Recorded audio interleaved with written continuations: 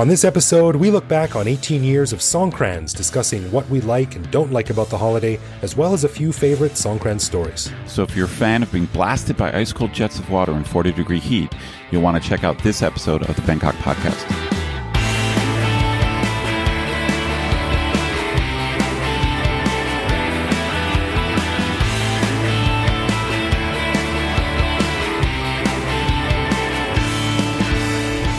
Sawadee krap and welcome to the Bangkok Podcast. My name is Greg Jorgensen, a Canadian who's been wandering around Thailand and wondering about Thailand since 2001. And I'm Ed Knuth, an American who came to Thailand on a one-year teaching contract about 18 years ago. Before we start the show, I want to say a quick hello to our kind and generous patrons who help keep the Bangkok Podcast going. Patrons get a lot of cool stuff, but the most popular is our weekly uncensored bonus episode. We just finished recording this week's show, bonus show, and we chatted about craft beer, pros and cons of craft beer, and how they're kind of like the second coming of Starbucks in a way. We also talked about our misguided Western ideas of trying to do things ourselves, like the DIY thing that is popular in the West, like fixing stuff in your own house, which is hard to do in Thailand. So we talk all about that stuff. If you want to be one of the cool kids, one of our sponsors, one of our patrons, just head over to bangkokpodcast.com/support to find out how to do that. Right on. So before we jump into the main show, we also have a notice from the Bangkok Podcast Corrections Department. Now, on our show 2 weeks ago, when we talked about where Bangkok's first Subway sandwich restaurant was, I said it was Saladang, and Ed, you said it was on Sukhumvit 7.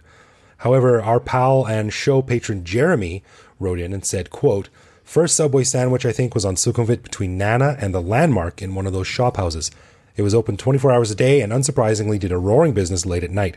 Their staff told me one day that they were shutting and moving to Soi 7 as the landlord increased rent by a huge amount." So there you have it. That was the first location, and I guess the second location was right across the street. Fascinating. Now that you bring that up, I do remember that location. Digging back into the depths of my memory, I thought Soi 7 was the first one, but you're right. There was one across the street. I don't remember that. I stand corrected. Well, thanks, Jeremy. That's great. That's great to write in. We love hearing from our listeners. So if you hear us say something wrong or silly or just want to argue, send us a note. We're on the things. We're on the social medias. We're on the internets. So as you probably know, dear listener, Songkran is coming up. In fact, it's going to happen a few days after this show drops, actually. And if you're not familiar with it, Songkran is kind of like Christmas, Thanksgiving, and spring break all rolled into one. And it's the holiday on the Thai calendar. So since Ed and I have lived through a combined 35 Songkrans or something thereabouts, we thought we'd talk a little bit about the holiday, what it means, where it comes from, what we think of it, and what we love and what we don't love about it. Before Greg gets into the kind of story of Songkran, I just want to say I really do believe that Songkran is the consummate Thai holiday. There are many other holidays, but Songkran it is just above and beyond all the others in terms of how different it is, how strange it is, how Thai it is. Yeah, and even, people come here for Songkran. People have heard about Songkran. Like, I don't know what, I've been to Japan. I don't know what holidays they celebrate in Japan. I've been to the Netherlands. I don't know what holiday they celebrate there, but I know that there's a lot of people out there who know about Songkran in Thailand. So yeah, it's a pretty big deal. For sure. In Thailand and outside of Thailand too. So where does it all come from, man? What's going on? Where does it come from? I think you're asking the wrong guy. I just know that since I've been here, it involves like throwing water on people you don't know. That's about it. Well, from my very basic research from when I was writing about it a few times and stories here and there, it originally celebrated the end or the. This is so lame. I was just showing how much I don't know about it. It either celebrates the end or the beginning or the change of one of the seasons. I think it's summer now, and unsurprisingly, it's very, very hot here now. And what started as a sort of quiet, reverent ceremony where you would bless images of Buddha with scented water, you would pour scented water over a Buddha image and consider that a blessing. and wish for good things, I imagine. And then people would collect that scented water and then take it home and pour it over the hands and the shoulders of their elders. I didn't know that. So you're saying, okay, I knew that traditionally it involved blessing your seniors, your parents or grandparents, but actually initially you would pour the water over a Buddha image. Is that correct? That's right. And actually, the other day I was in the top supermarket in RCA, and they have a Buddha image, as most public places do. Like most shopping malls and stores would have these now this time of year. And they would have a public Buddha image on an altar sitting in a tray with a little cup and a bucket of water, and you can pour water over the Buddha image and the water collects in a little tray. So that's an old throwback to the original meaning of Songkran. Gotcha. So I've learned something already. I did not know that. Boom, there you go. So, fast forward 100 or so years, or 300 years, or however long Songkran's been around. It's been around several hundred years. And Songkran now is just this insane party. It's basically Thailand shuts down for 3 to 5 days, depending on where you are, and everyone has a water fight.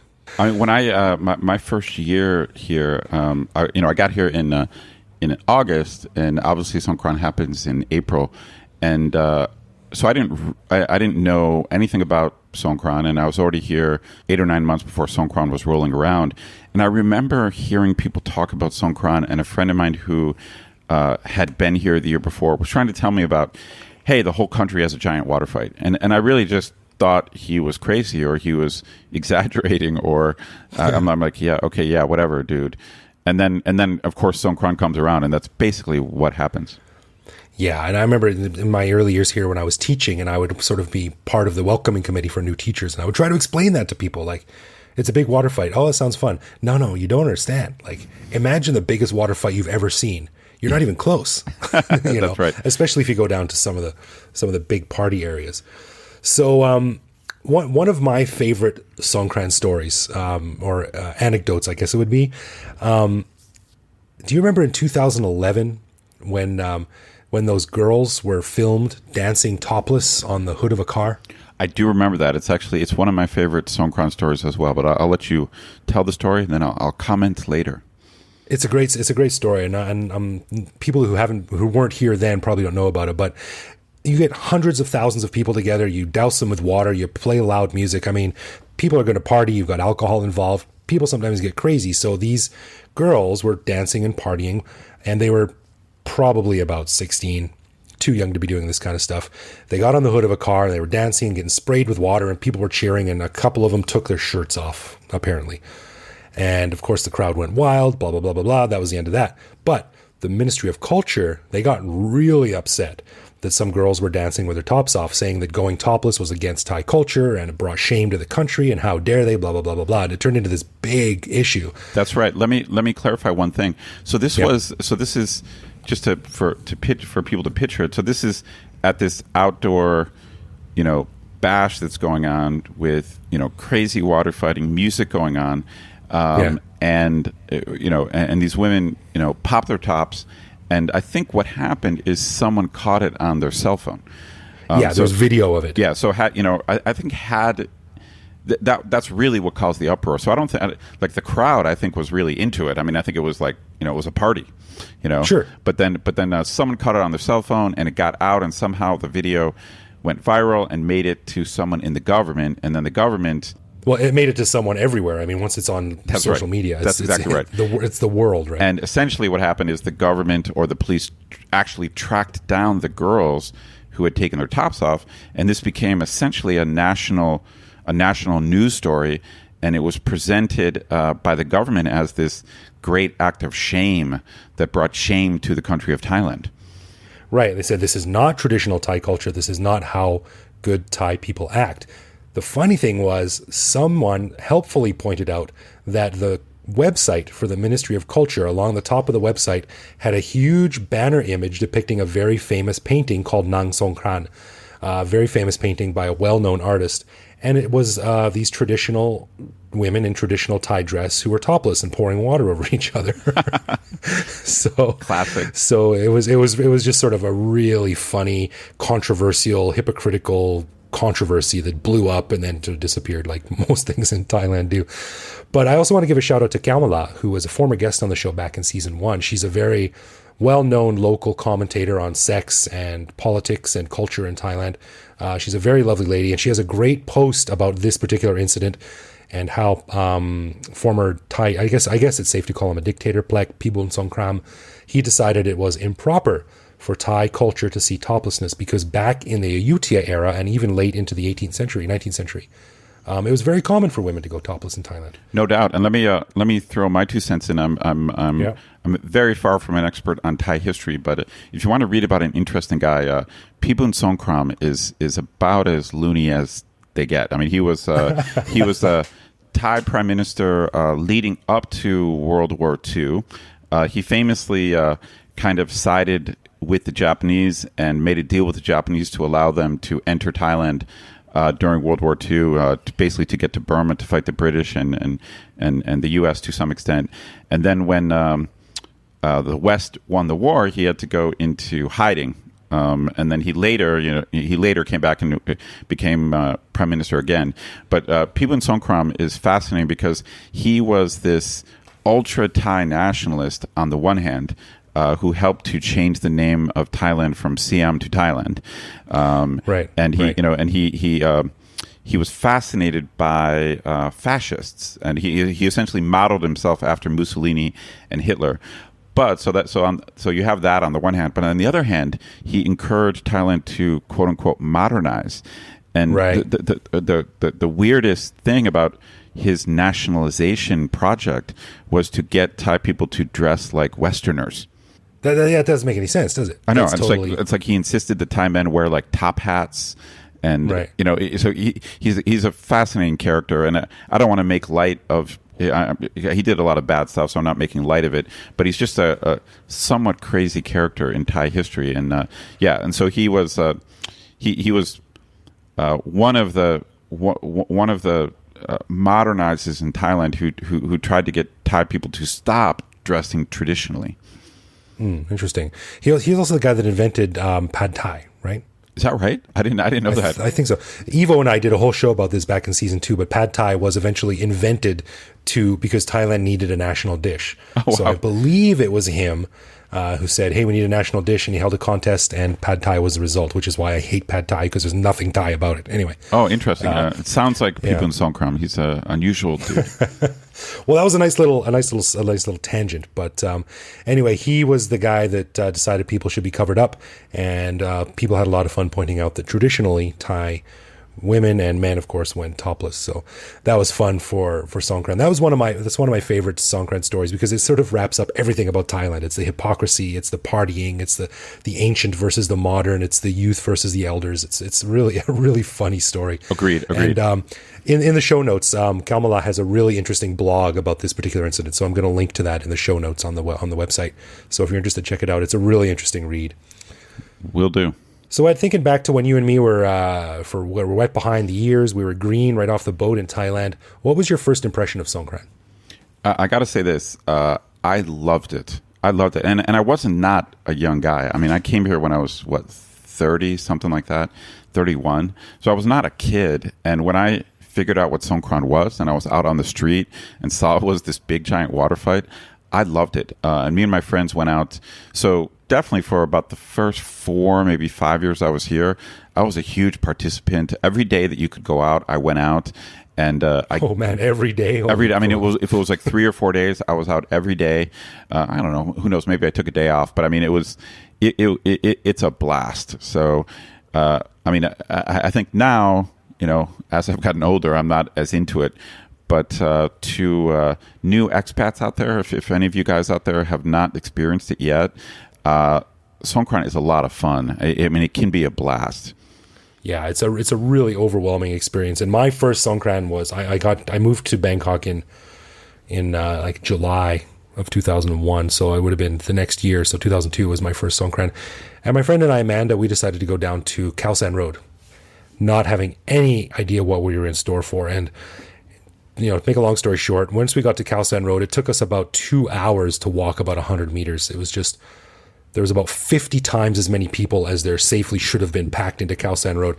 And I remember I was walking down the street, and at one point, someone poured an entire pitcher of beer over my head, just randomly. Some guy I didn't know. Hey, happy Songkran, splash, beer.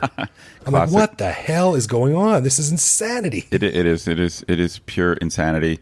But once it's strange. The weird thing about Songkran is that depending on how you interpret what's going on, it can be very insulting. It's like people just throwing water on you, people squirting like water directly in your face, or there's another habit of taking powder or flour and rubbing it on people's faces, which to be honest, I never really got used to that. But it's like it's very easy to get offended by all of it. But then on the other hand, it's very easy to get caught up in the kind of general cheerfulness that everyone has. And so it's like to me, at least initially, it was hard not to have a great time. Right. And it's so strange, too, because at any other time of year in any other country, a stranger walks up to you and puts his gooey, powdery, doughy hands onto your cheeks and rubs your hair and down into your neck and collarbones. I mean, you'd punch him in the throat.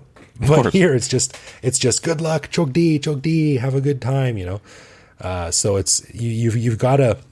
You can't fight Songkran. That's right. I mean, honestly, the only way to fight it is to avoid it. Like you get, like once you enter into any of these zones where the water fighting is going on, there is no exemption. Like I remember the first year I was here, and also during the second year, I was arguing with my friends about like if there was a limit. Like we were arguing about like would they throw water on like a business guy in a suit? And like initially I'm like, oh, well, they would never do that. Like Thai people are so polite. They wouldn't throw water on a guy in a suit.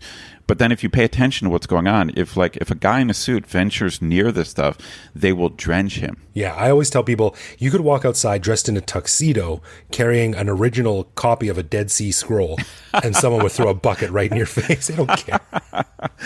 I will say there's a slight caveat to this, and you're involved in this story too, and this is one of my favorite stories. Years ago, you and some other friends held an intervention for me because I had never seen The Godfather. Oh, that's right. That was a long time ago, dude. Yeah, this was like 14 years ago now, maybe 13 years ago. You were living on Sukhumvit Soy 1, right down behind Bumrungrad Hospital. So the walk there from the SkyTrain, because that's how we got to your place, was probably a 10-minute walk. Right, that's about right. Yeah, so and that's a crowded area, and a lot of people were standing on the side of the road with hoses and water guns and things like that. And I got a little bit splashed, but I walked all the way to your place, and I arrived dry as a bone because when someone came up to me looking at me, I just shook my head, and I was like, no, don't do this. I'm going to my friend's house. I'm going to have a nice, relaxing afternoon, safe from the water. I don't want to show up drenched. And no one really got me. So I showed up to your place, and I was fine. That's amazing. I mean, not everyone will drench you, and if you really indicate that you don't want it, many people will comply. Right. However, our friend John, he calls me, hey, I'm coming to Ed's place. Am I going to get soaked? Because I don't want to get soaked. And I was like, no. Just make it clear that you don't want to get soaked, and then we'll soak you. Okay, good. So half an hour later, knock on the door. I open the door, and John is just drenched, covered, is caked in this powder stuff. And I was like, Jesus, man, what happened to you? And it came out, he said, you know what? When you're 6'2" and weigh 250 pounds like you do, you can give the death stare and people leave you alone. When you're a 5'8" nebbish New Yorker with glasses, the death stare doesn't really do much. I see that. I've had many circumstances like this over the years, and sometimes I've been the guy, not in a suit, but I've been in dress pants and a tie, trying to not get drenched, and sometimes, they won't do it, but other times they do, no matter what happens. And my favorite story about this involves being up in Chiang Mai. And for those of you who don't know, Chiang Mai is famous for having a massive Songkran celebration. It's way crazy up there. Yeah, I mean, it's really like the whole city is crazy. But I was up with some friends in Chiang Mai, and we did Songkran up there for a couple days. And then we decided to go to Mae Hong Son, which is another town closer to Burma, near the Burmese border. And we flew into the small airport in Mae Hong Son, and we had our luggage with us. And our plan was to see if there was any Songkran festivities going on in Maehongssun. But of course, we needed to go to our hotel first. Okay. Right. And the only thing we could find transportation-wise was essentially kind of like a big tuk-tuk. So it was, it was open tuk-tuk. And as we're heading to the hotel, we could see that there was some Songkran, like, water throwing going on. And we were going down this main street, and up ahead of us, there were people, like, throwing water. And one of the guys with us could speak Thai pretty well, and he starts telling the tuk-tuk driver, like, turn left, like, go around this, like, we don't want to get wet. And the guy's going straight, like he doesn't understand. And my buddy starts saying, like, no, like, we can't get wet. We've got our luggage. Like, we've got, like, important stuff here. And the guy's just not listening. And we basically realized that he totally understood what my buddy was saying. And he just drove us straight into the middle of the water throwing. And, nice. And we got drenched, like, with our luggage, like, with all of our luggage there. And I just realized, like, that is Songkran. It's like there's really no mercy, or at least there's no guaranteed mercy. If you're lucky, you might get some mercy, but Thais can be pretty merciless on Songkran. It's a roll of the dice, man. You never know if you're going to get drenched or just completely left alone. My most extreme case is I saw 2 monks get drenched once, and I was like, oh my God. Like, wow, that's unusual. I've seen it. I mean, usually I think they would not do that, but I saw it happen up in Chiang Mai. I saw 2 monks get drenched. It was. I was like, oh my God! Like, there's really no mercy if monks are getting drenched. Well, what's your best Songkran memory? Like, your best place or your most fun day out?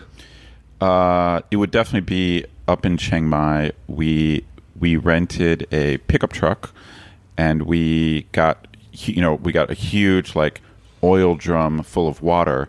But then we got, like, one of those massive, like, chunks of ice that you would get, so like, keep the water extra cold, like industrial sized chunks of ice that we put in our oil drum. So our water was freezing cold. And you jerks. We really were. I mean, I felt kind of bad, but it was like, it was like four like 32-year-old white guys, and like battling like 16-year-old Thai high school students. And so, of course, we rented, like, a pickup truck. We we basically, like, used our finances. We're essentially like the American military. Okay, we had, like, a far bigger budget than the rest of the world. We essentially outgunned everybody, but it was a blast. What can I say? We did that once in Bangkok. We got in the back of a pickup truck, my friend's pickup truck, and put a big barrel in the back filled with water, and we sat on the side of the pickup truck and drove slowly around. I'm not sure if they're allowing that to happen anymore. I know in previous years they've outlawed that, but who knows? Laws are liquid here. Over the years, I mean, this is something we probably should talk about, but over the years, they've really tried to control what happens on Songkran. Like the zoning has gotten much more strict. In the past, I felt like there was kind of like the water fighting going on everywhere, but now it seems to be much more restricted.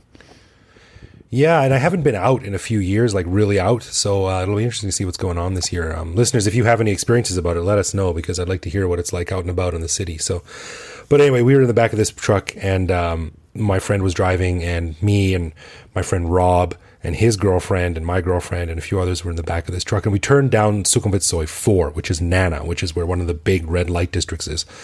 And Rob looked at me and he goes, "Oh no." And we're driving slowly, like we're rolling like 5 kilometers an hour down the street because it's full of people and traffic. And we get close to the Nana Plaza, where all the girls who work there are out in their skimpy little dresses and things like that, spraying water and having a good time. And we start to hear, "Hello, Rob. Hello, Rob."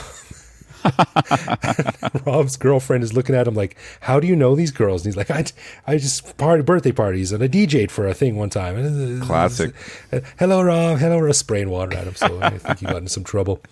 That being said, I got to say, one of my favorite spots to go to experience Songkran in Bangkok is Soi Cowboy.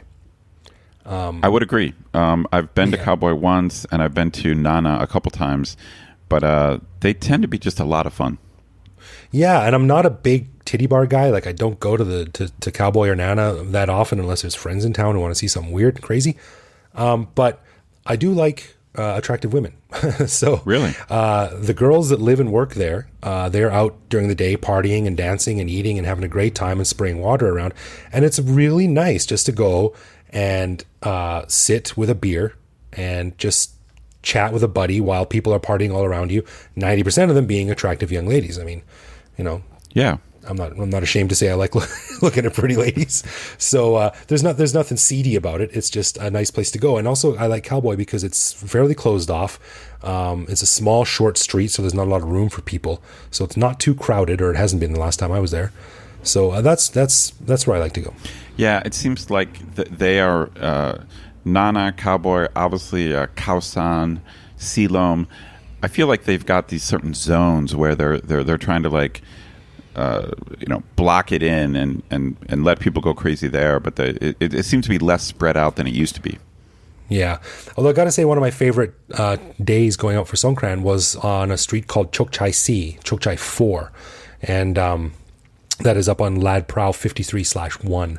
And it's a very long residential street with a lot of little communities and shop houses and mubans scattered down there. So there's tons of people. And we walked for hours. Really? And it was really fun. There's hardly any foreigners around. It's all mostly Thais. And it probably took us 3 hours to walk from one end of the street to the other, and just had a great time. Slowly walking. Everyone was having a laugh. Everyone had guns and water bowls and bottles and who knows what else. And there was none of this overcrowding. There was none of this insanity. It was just a really nice experience to get out of the main areas of the city that are sort of drawing people into party. It all depends on how you define insanity. Yeah, I guess so. Even a fairly relaxed Songkran experience is pretty much insanity for most Westerners. Yeah, it's a very unusual thing just to be walking along and have like a 9-year-old Thai kid run up to you and spray you in the face.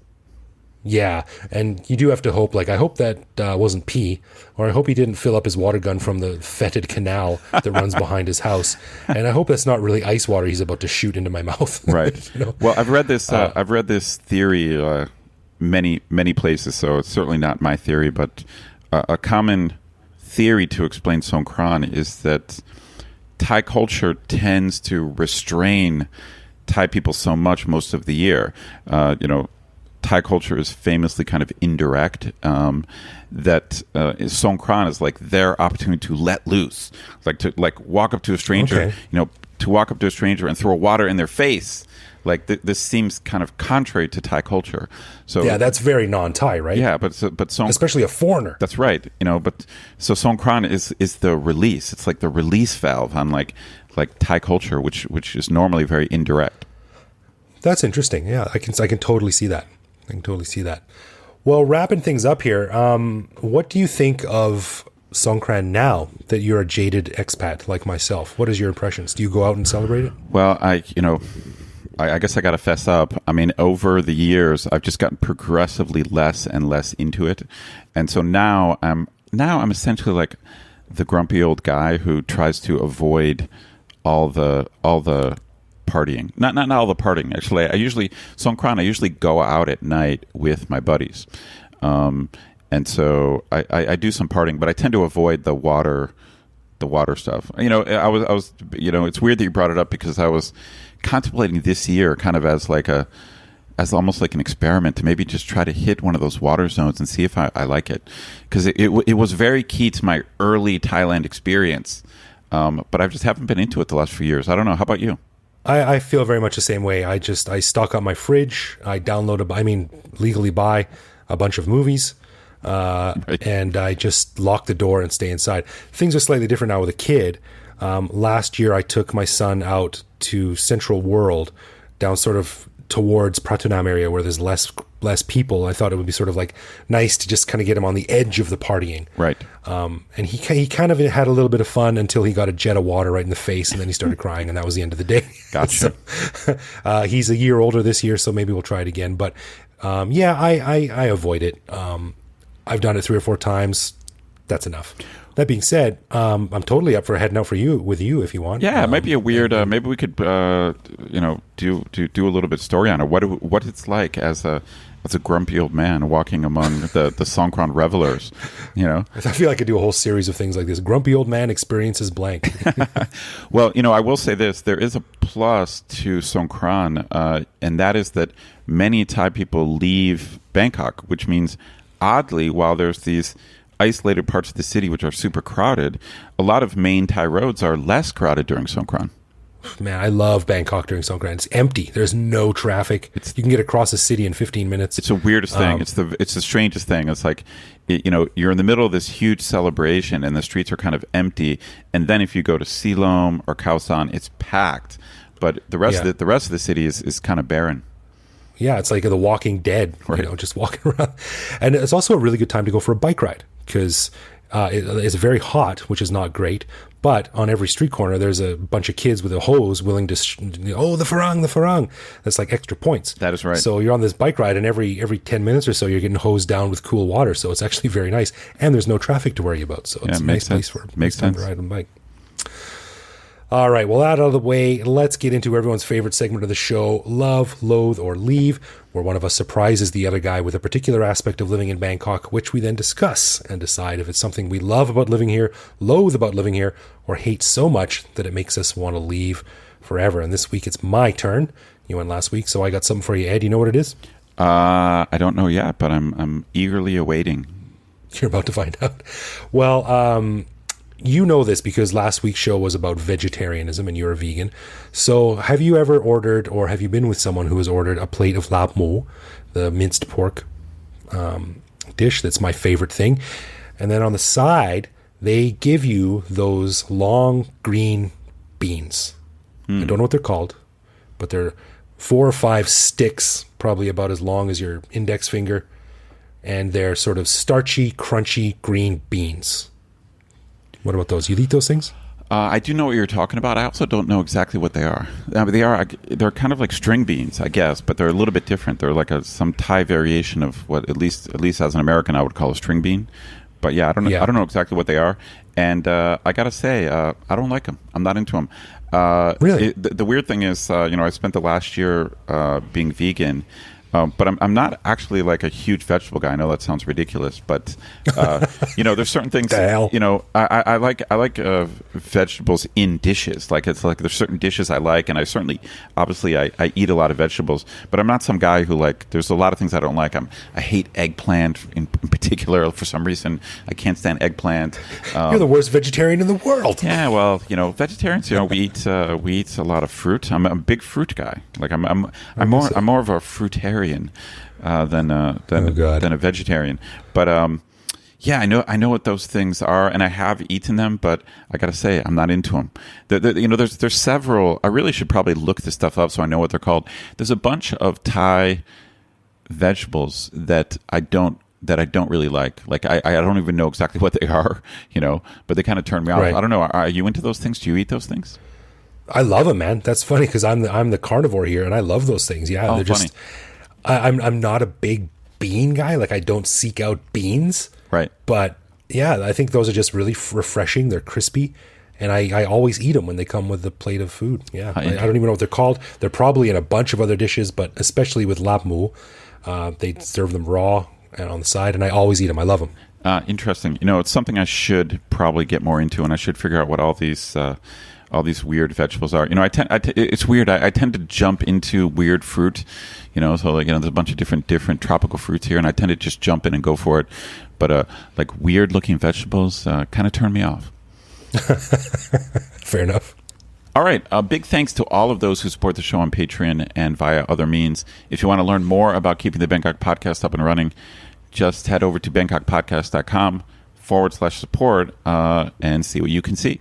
And if you want to get in touch with us, we are at Bangkok Podcast on Facebook and Twitter, or you can send us a message via the contact form on bangkokpodcast.com, where we are pretty good at getting back to you as soon as possible. And you can also find us online, where we post each episode and carry on conversations with our various listeners around the world. You can also reach out to me directly on Twitter, where I am BKK Greg. Thank you for listening, folks, and we will see you next week.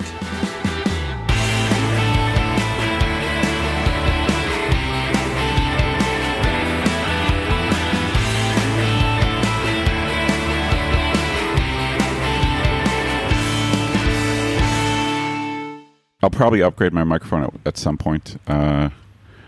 It's weird. Like if this dynamic mic is not as sensitive, but that means I don't have to worry as much about background noise. Right. Whereas my mic picks up every little motorcycle and drunk tourist walking by outside my condo. So